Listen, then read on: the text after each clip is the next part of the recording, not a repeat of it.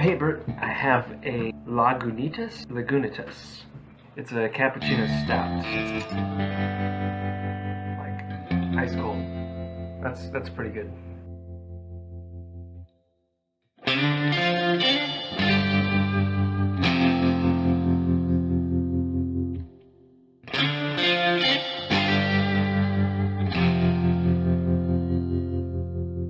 Bert Poole uploaded a video a while back, The Contingent God and the Necessary Universe. I encourage the viewer to watch that video before continuing for the sake of context and charity. Bert does a fabulous job making his arguments clear-cut for the less philosophically enthusiastic.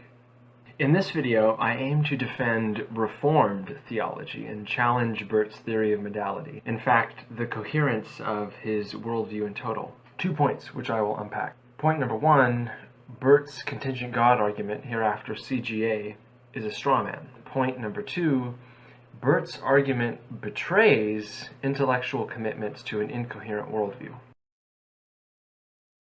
Toward the former point, CGA is an internal critique, an attempted reductio ad absurdum.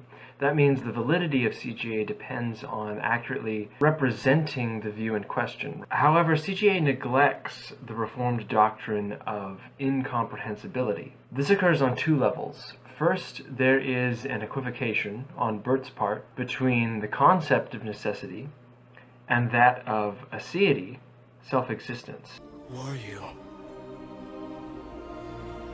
I am that I am. Secondly, and the more fundamental layer of error, Bert falsely assumes a univocal concept or principle of modality. We're not here because we're free. We're here because we're not free. There's no escaping reason, no denying purpose. Let's unpack these. Bert's argument assumes the nature of necessity is a single universal concept or law, according to which everything in Christian ontology, both creation and creator, are defined. In other words, calling something necessary attributes the same modal property, whether pertaining to God, human beings, or Playdoh. In effect, Bert is assuming that when we say it is necessarily the case that all squares have 4 sides, and when we say it is necessarily the case that God exists, the word necessarily refers to the same state of affairs, or it's being applied in the same way at least. Bert uses the analogy of shaped Playdoh and Playdoh crunchers. The important part is that in his video, shapes and their relations precede whatever Playdoh cruncher you use, making the Playdoh cruncher and the end shape equally subject to a preceding law of Playdoh crunching shape. But for Reformed Christianity, God is ase, or self-existent. Put another way, He is the fullness of all being. He is the fullness of existence. As God is unchanging, is necessarily as he is. God is the totality of existence prior to acting. Yes, exactly. God's nature precedes that of the created realm. God's modality then precedes, undergirds, and determines whatever true notions of modality we have as creatures. Whatever shape the capitalized Playdoh cruncher has, it precedes the very concepts of Playdoh, Playdoh crunching, and even the entailment relation between crunching Playdoh and resulting shape. God is necessary, not because modality demands his existence, but because he exists independent of anything beside himself, including modality as we know it. Let's recap.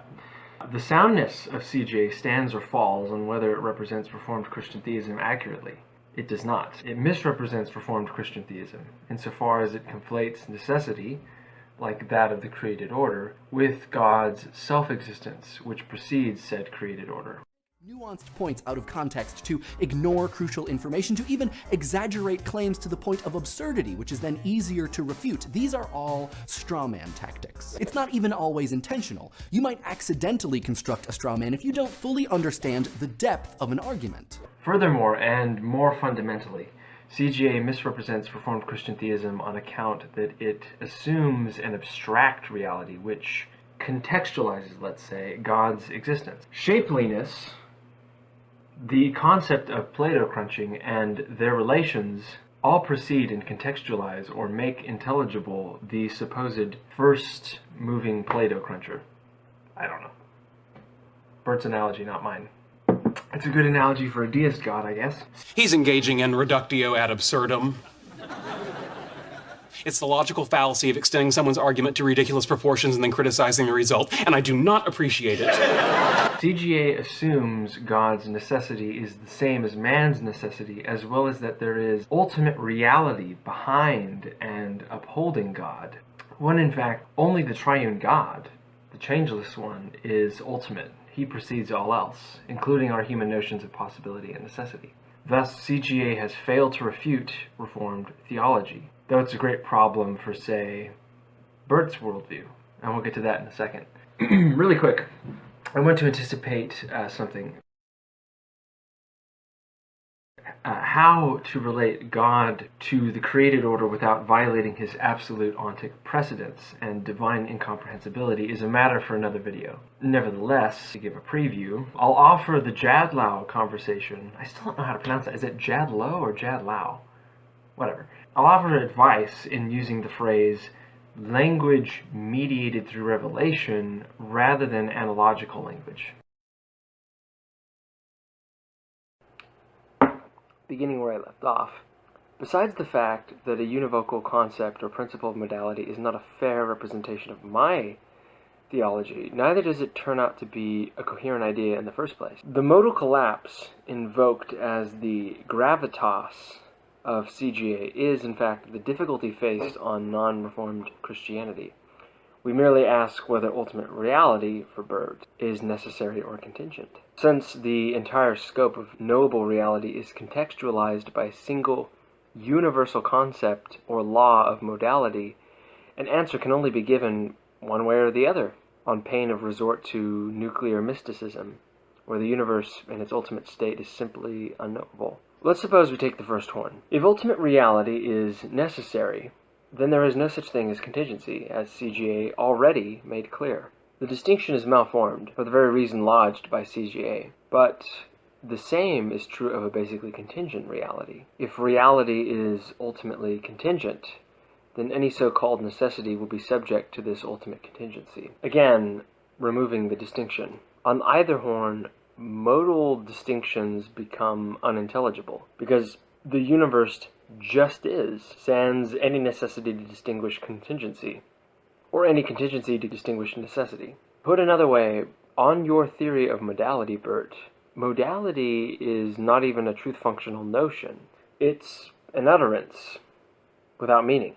Propositions about modality are neither true nor false, and they can't be, because there's no ontological room to distinguish them by. One could say, as I will here, to distinguish necessity from contingency presupposes the sovereign Lord over both, his plan and revelation, Jesus, the Son of God. In conclusion, and speaking in the broadest terms, the issue the unbelieving worldview faces is to demonstrate the possibility of rationality apart from invoking Christian theism. But at the point where your worldview revokes any speech about possibility itself, it has thereby removed its own ability to proclaim emancipation from a necessarily Christian universe. This challenge extended in love.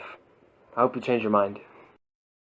When God says I am, think self-existent. He needs no help, cause listen, he's self-sufficient. The only autonomous being in the universe. No food or thirst, and everything is truly first. And actually, he's not in the universe, he's beyond the universe. It's his space and time to disperse. Go back as far as you could possibly go. Before the Big Bang, the I am was stopping the show. Yo, and man-made visuals could never display the mystical nature of the physical created from the invisible. You might need to get checked in the Bellevue if you think that if God was hungry, he would tell you. You take aim at his range, you have to go. He remains the same and he doesn't change like the status quo. John 8:24, hear the God man saying you will die in your sin if you don't believe I am.